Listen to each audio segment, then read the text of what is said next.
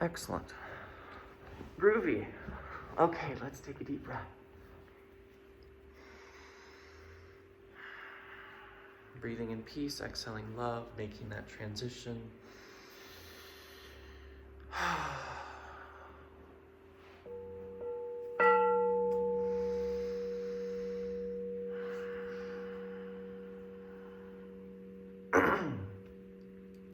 And so we're going to go ahead and talk about a few things today. I'm going to be reading some excerpts from one of my favorite Zen books, An Ongoing Lesson in the Extent of My Own Stupidity, Novice to Master.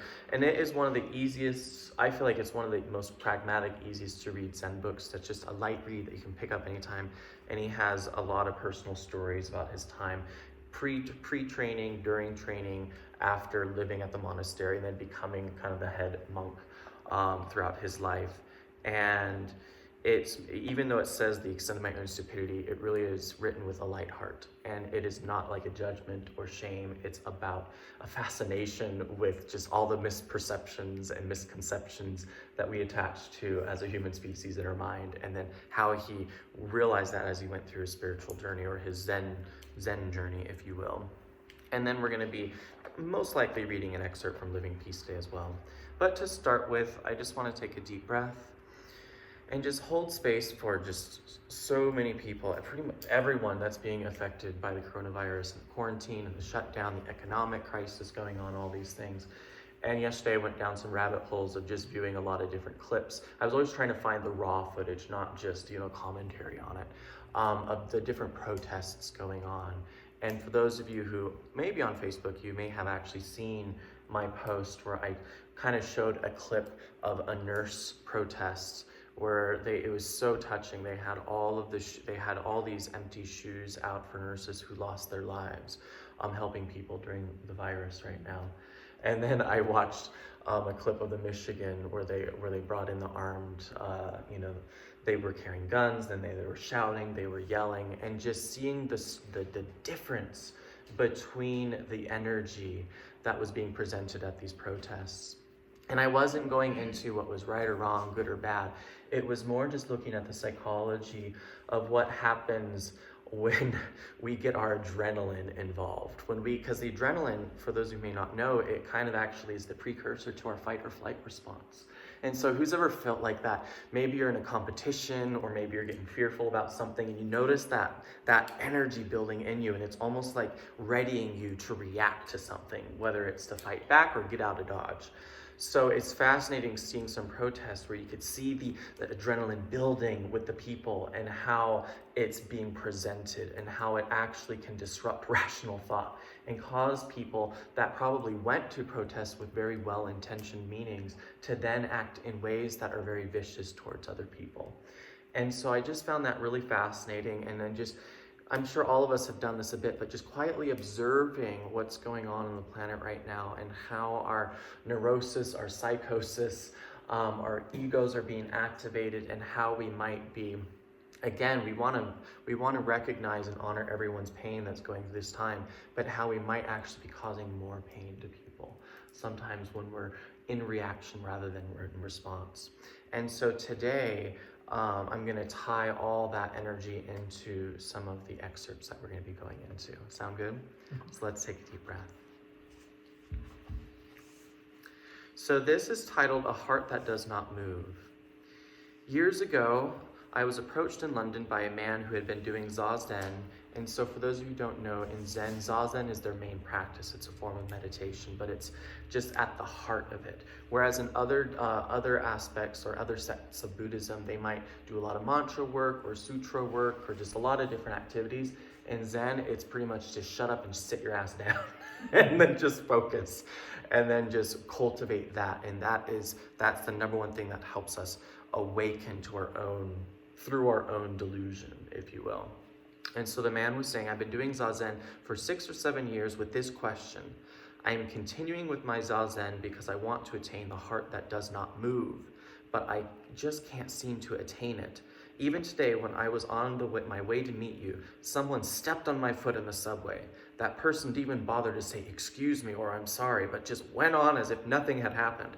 I tried so hard to restrain myself, to keep my heart still, but I just couldn't help getting peeved.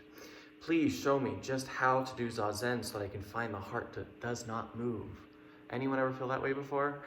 We were trying to have that still heart that's at peace, but life just keeps getting in the way. Let's breathe that in.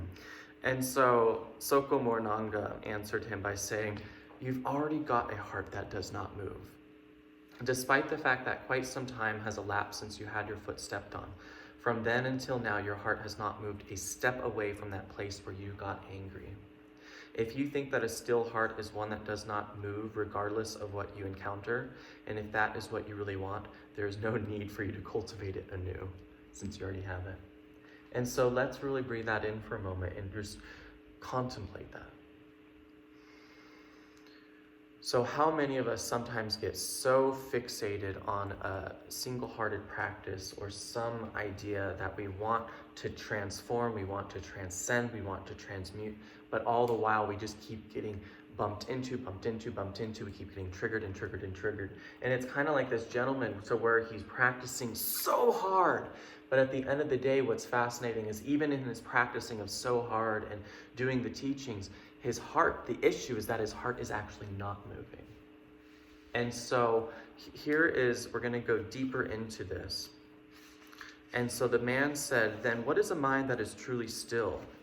The man asked in surprise.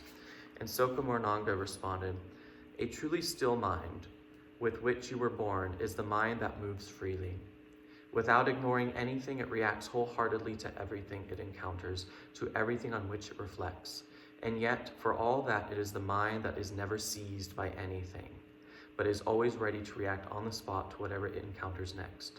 The mind that is still is the mind that never forfeits its freedom and is able to constantly keep rolling. And so let's break this down, since that's a paradox. So in that instance, he was saying at the same time, the mind is fully free, but it's also still in the sense that it's free.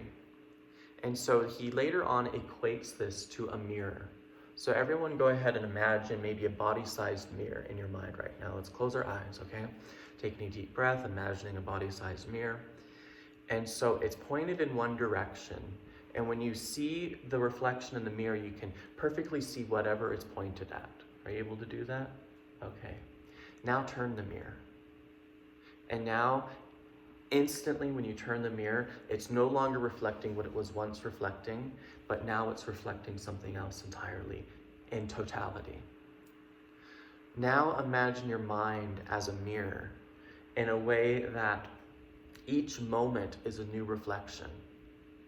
But what's fascinating is that in our minds, every time a new moment occurs, we're still consciously thinking about what was previously reflected.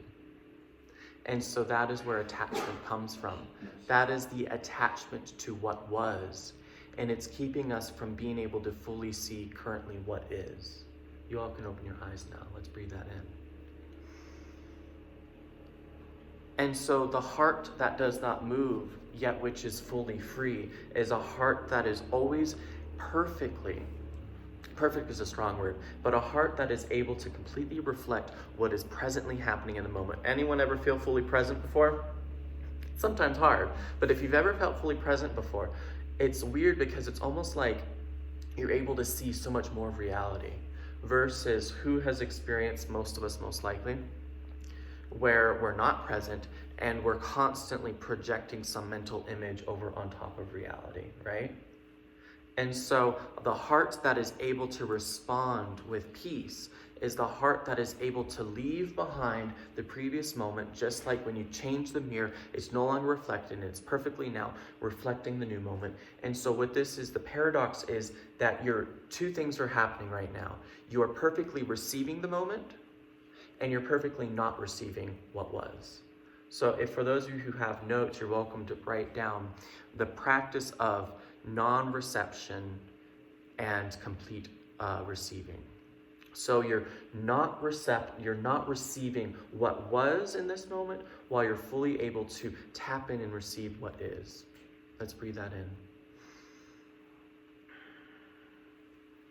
And so the fascination with this and what's going on currently in our pandemic, our quarantine, the economic crisis that is starting to just continue to snowball, is that every time we're going into moments and interactions, and today's Mother's Day, so for today is a perfect day to practice this. If you're talking to your mom or you're seeing your mom or you're interacting, can you truly fully be in that moment and just that beautiful moment? Or are you bringing with you all of these outside concerns? And so that's what's fascinating, is that going back to the protests as well, the nurse protest was very much, there was a lot of forethought put into it. And they actually wrote a script and then they read it. And so it was very much on point and they were keeping focus in just that moment. But then if you sometimes see other protests or anyone who's ever gotten into any argument or yelling, have you ever noticed when you get into arguments and you get worked up, you start to bring in all this other information from all different sources, and then all of a sudden they're just like, well, you did this, and they're like, well, you did that, and all of a sudden you're arguing about something that actually is not to do with the initial argument? Who's done that? So you're pulling in things, and it's fascinating because even like if you've ever taken a debate class or you've seen debate, the number one thing of debate is stay on topic, because sometimes your opponent might try to get you off topic because then you're going to go down a rabbit hole and lose the debate. But if you keep coming back to point, so it's kind of like that mirror reflection of, can I just see what is currently in front of me and am I responding to it wholeheartedly? Or am I bringing in all of these other issues that are weighing on the heaviness of my heart? Does that make sense? Isn't that fascinating? So let's breathe that in. And so I love this chapter because it's called Getting to Know My Own Idiocy.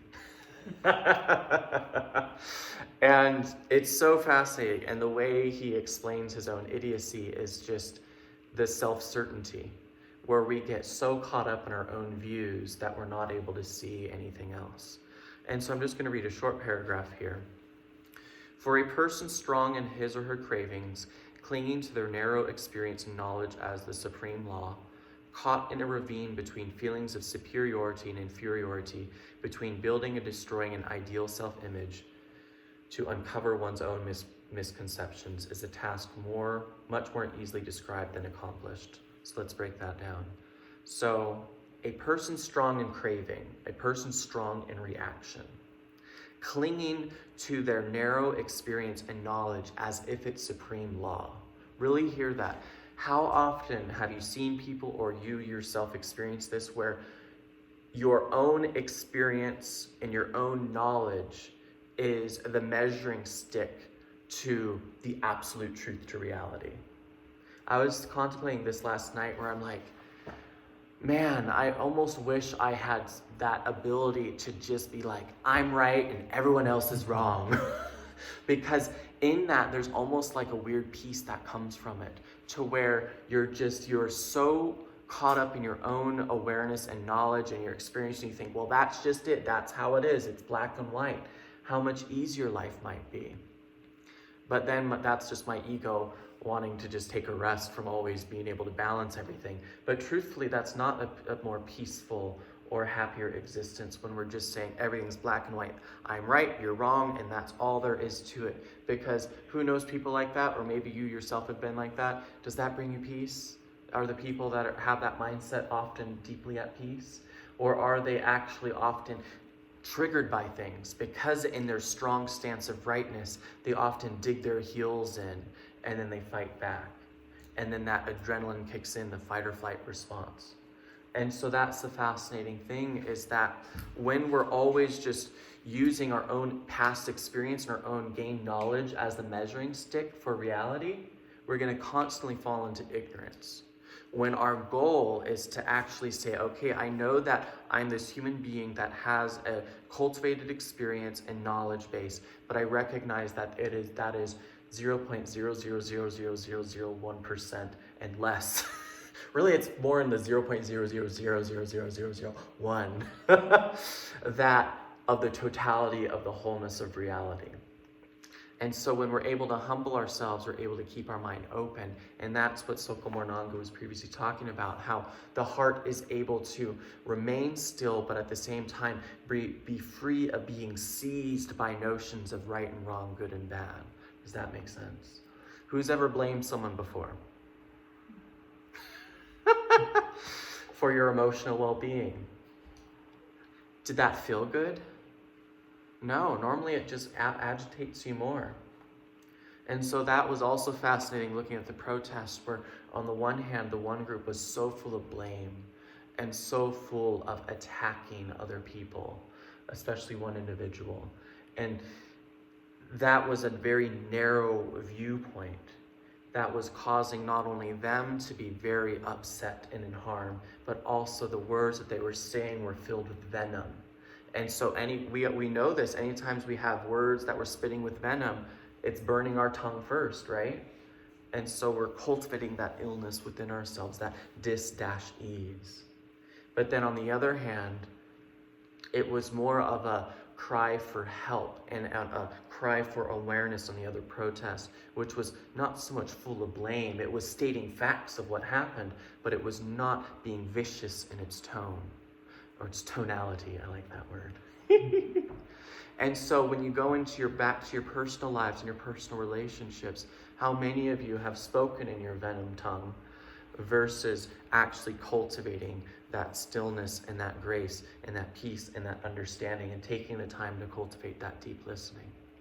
That is the goal.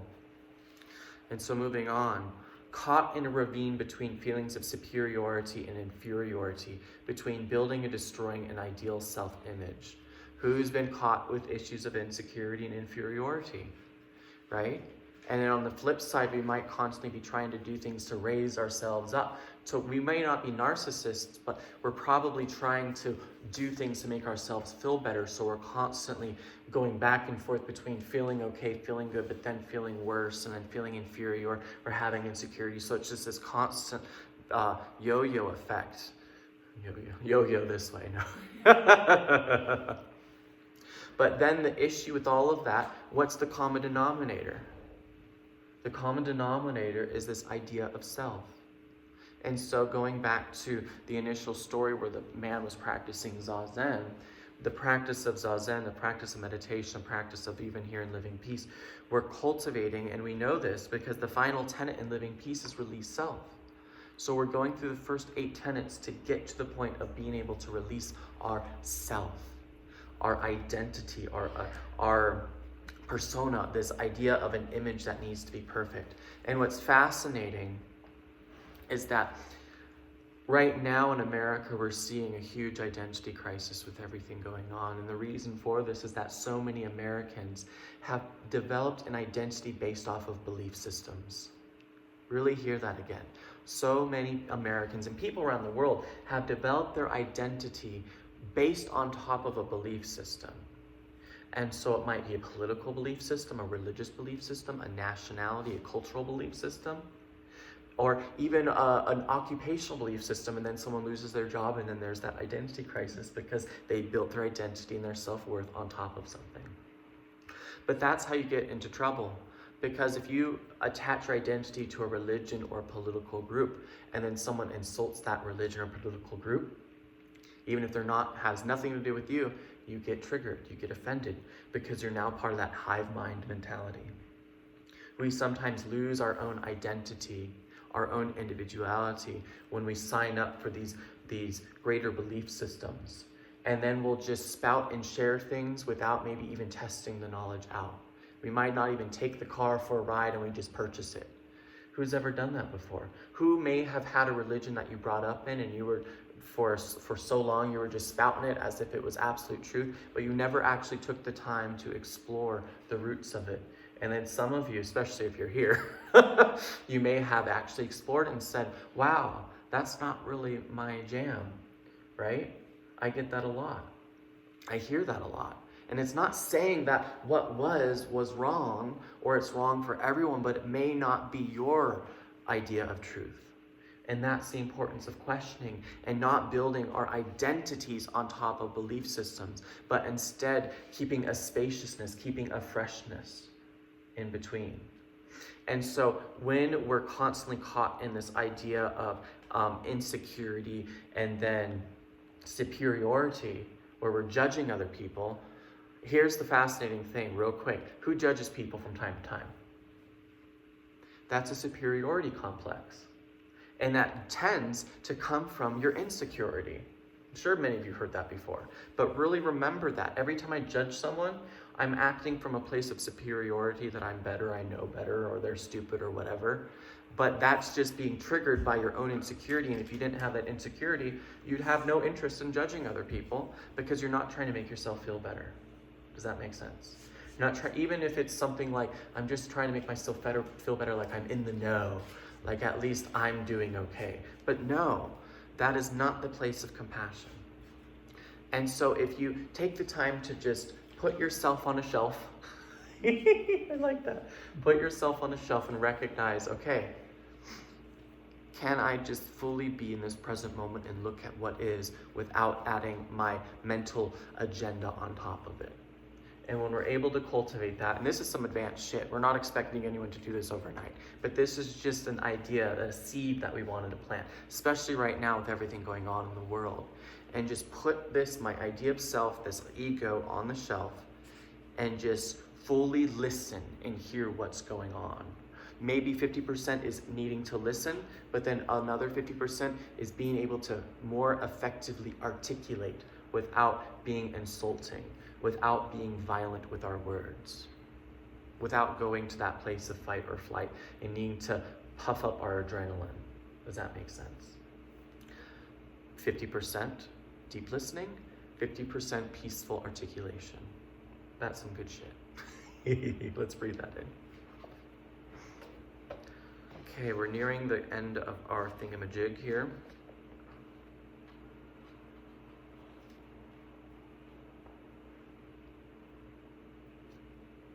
And I'm just going to end with a quick little story. And I just always cracks me up. That time when it was probably within the first year and a half of being a pastor, an interfaith pastor in my early 20s. And then I decided to just show up on a Sunday, and then I started the sermon by flipping everyone off and saying, fuck you all. And my point of that I followed up with, and this is what it's actually written in Living Peace, is that I said, if you were triggered by me flipping you off, we probably had like 30, 40 people in the room. Some were laughing nervously, other people where you could see them like upset in their eyes, others were just curious. And I just said, if you got offended by that, then we have some work to do.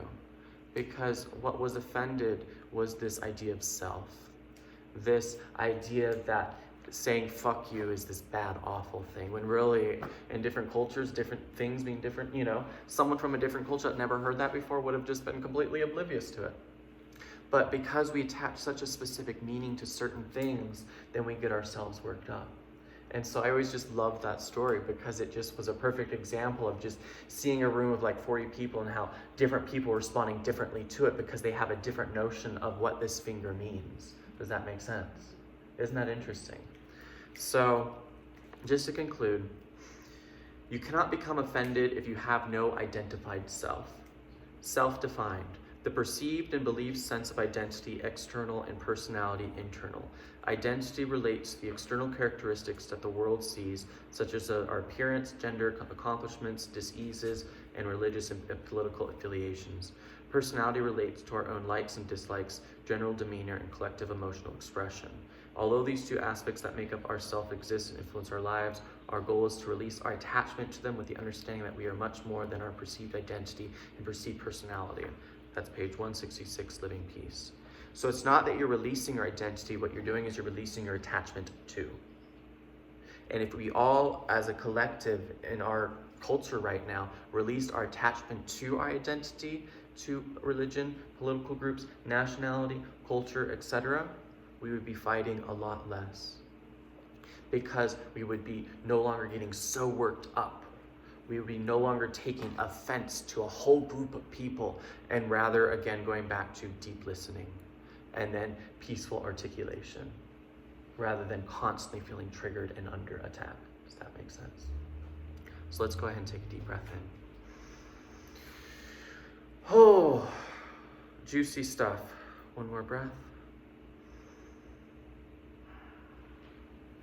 So that is our sermon for today. I hope that gives a couple little nuggets for y'all to take home and to contemplate. And then I'll say your homework this week is just to really, anytime you get triggered by anything or anyone this week, you feel that creeping in, really ask yourself, who is or what is being triggered right now? Is it my ego? Is it my belief system? It could be anything, but really contemplate where is this triggering coming from? What am I attached to? What story am I attached to in this moment? Because I guarantee every time you have an emotional response to something, either on a conscious or subconscious level, there is a new story being told, or a story that's been told for many years that it's just having another reiteration coming back around. So explore the story of where that's coming from and practice the peace teachings that we've been learning on how to soften it and then how to respond to it rather than react. Does that make sense? Beautiful. Taking a deep breath in. Excellent, excellent, excellent. And just for the video that I'm filming with my phone, I'm gonna just go ahead and share down below, since this will be posted on YouTube. We'll go ahead and put links down below to our Dunisha Sanctuary online group for anyone who may want to join it, so that you can watch these sermons live. And then of course we have links for donations for anyone who's able to. We deeply appreciate it. So thank you all, and blessed be.